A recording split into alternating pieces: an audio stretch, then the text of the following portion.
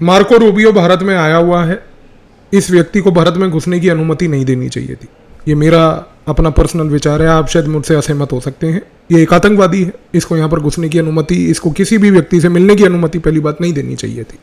उसका कारण है कि ये व्यक्ति ने अपनी विजिट सबसे पहले जो है कोलकाता के अंदर क्रिश्चियन मिशनरीज के नेटवर्क्स के पास जाकर करी। The organization founded by Mother Teresa. उसका सबसे बड़ा कारण ये है कि 2016 में foreign contribution regulation amendment FCRA का जब अमेंडमेंट हुआ था, तब से भारत की सरकार ने इंटेलिजेंस ब्यूरो के इनपुट्स के ऊपर कार्य करते हुए जब ये क्रिश्चियन मिशनरी के नेक्सस को तोड़ने की कोशिश की थी, तब से अमेरिका उतावला होता जा रहा है, तब से अमेरिका बावला होता जा रहा है, पागल होता जा रहा है। उसका कारण था अमेरिका ने बड़े लंबे समय से भारत के अंदर क्रिश्चियन मिशनरीज को सपोर्ट किया था। कुछ सरकारें थीं जो क्रिश्चियन मिशनरीज के पैसों से चलती थीं, कुछ राज्यों में भी सरकारें थीं जो क्रिश्चियन मिशनरीज को खुली छूट देती थी। केंद्र लेवल पर भी सरकारें ऐसी आई हैं, उनमें भी कुछ ऐसे लोग थे जो मंत्रिमंडल तक में पहुंचे हुए थे, नाम हिंदू रखे थे, लेकिन ऑब्वियसली बात है कि कन्वर्टेड क्रिश्चियंस थे। क्रिश्चियन मिशनरीज का नेक्सस कुछ इतना गहरा और डीप था कि ये क्रिश्चियन मिशनरीज का पैसा अमेरिका से पहली बात आता था। अब समझने की कोशिश कीजिए कि ये क्रिश्चियन मिशनरीज करती क्या थी उस पैसे का।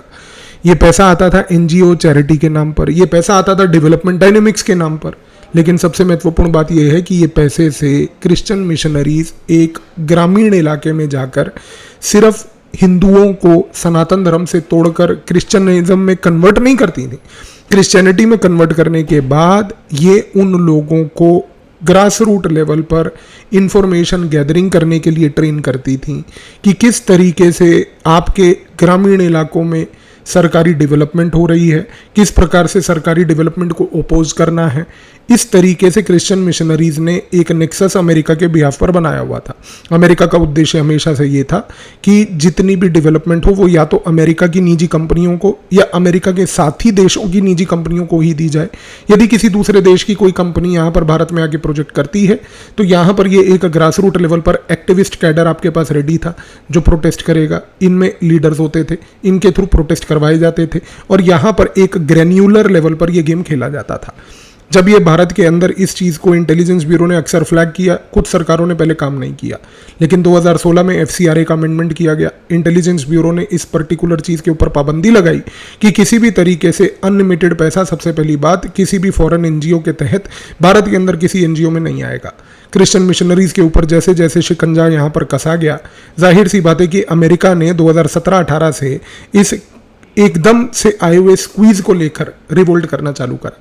रिवोल्ट आया 2017-18 से भारत के अंदर एक मूवमेंट के तहत, राइज ऑफ टोटलिटेरियनिज्म। भारत के अंदर टोटलिटेरियनिज्म बढ़ रहा है। इसके बाद धीरे धीरे शुरुआत हुई दूसरी चीज़ की कि भारत के अंदर जो है टोटलिटेरियनिज्म के साथ साथ NGOs और सिविल सोसाइटी को क्रश किया जा रहा है। भारत के अंदर सिविल सोसाइटी अब खत्म हो गई है। फिर ये जब चीज़ खत्म हुई और ये पूरा मूवमेंट यहाँ पर कोलैप्स हुई एक नरेटिव बनाकर, तो तीसरी चीज़ चालू की गई कि भारत के अंदर माइनॉरिटीज़ के ऊपर अत्याचार हो रहा है और माइनॉरिटीज़ के अत्याचार के ऊपर चौथा पॉइंट यहाँ पर ऐड किया गया, अमेरिका की UCREF टाइप की जो हर साल एक रिपोर्ट आती है, उस रिपोर्ट को ग्लोबल लेवल पर प्रोपोगेट करके एक प्रोपोगेंडा चलाया गया कि देखिए भारत के अंदर क्या हो रहा है। ये गेम इस तरीके से अनफोल्ड हुआ।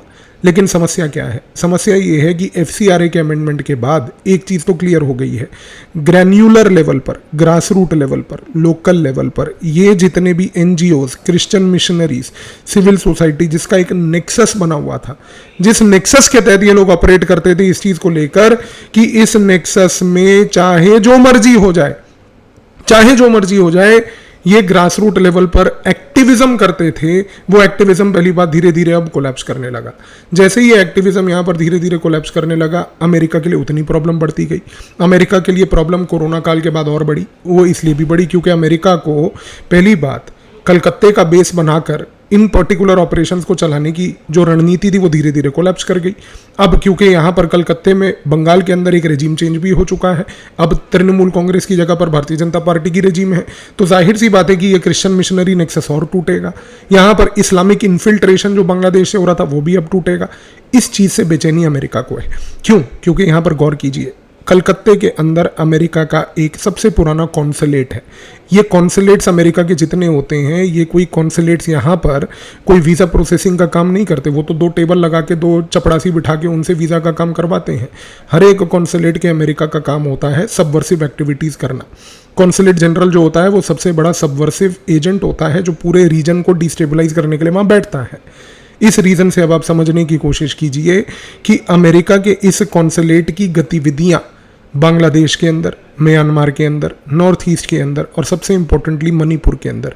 मणिपुर बड़ा महत्वपूर्ण है, इसलिए महत्वपूर्ण है क्योंकि मणिपुर के नीचे है तेल, मणिपुर के नीचे है gas.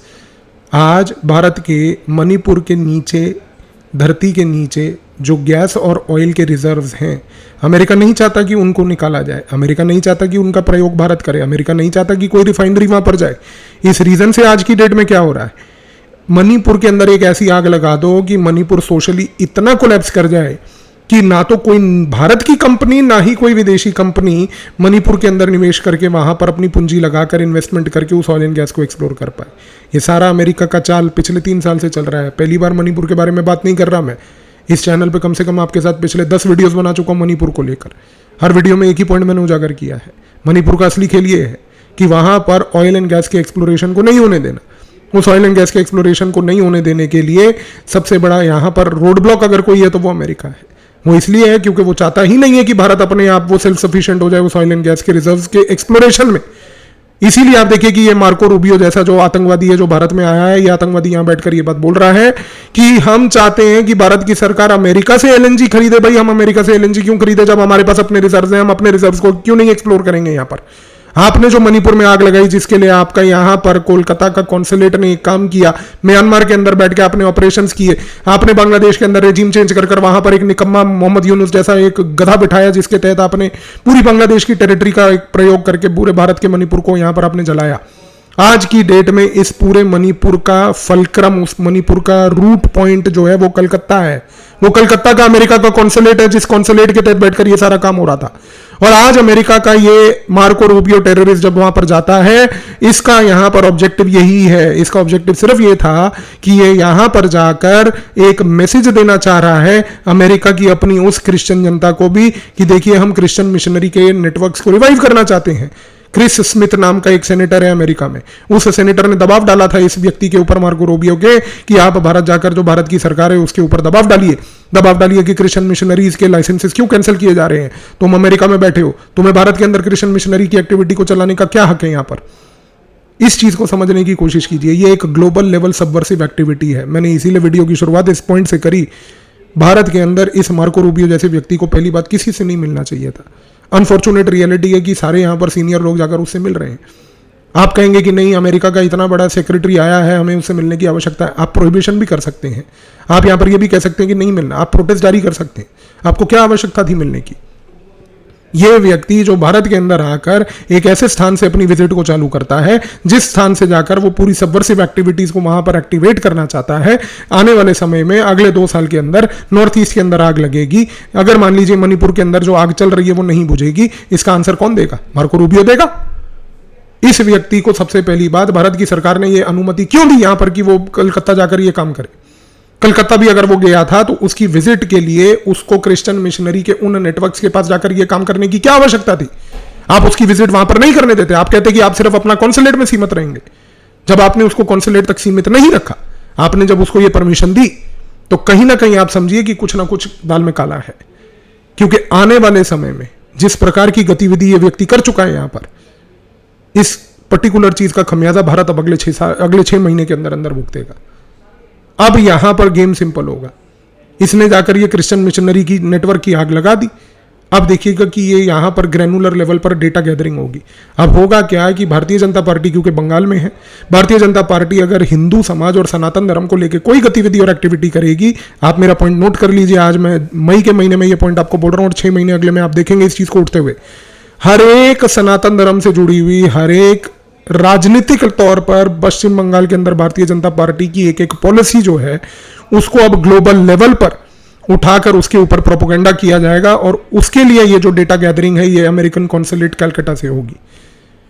I think it is high time कि we should stop giving a fuck to these Americans. I am sorry to use this language, but there is no other way कि जिससे कि हम इन अमेरिकन को अब tackle कर पाए। मुझे नहीं समझ आता कि हमें इनका चाटुकार बन के इनके आगे घुटने टेक कर इनके जूते चाटने की आवश्यकता क्या है। They are not our well wishers, ना ये हमारे वेल विशर्स हैं, ना ये हमारे बारे में कुछ सोचते हैं, यूज एंड थ्रो करते हैं देशों को। हमें क्या जरूरत थी आज की डेट में इन जैसे अमेरिकन को पहली बात तो यहां पर बुला के ये करने की।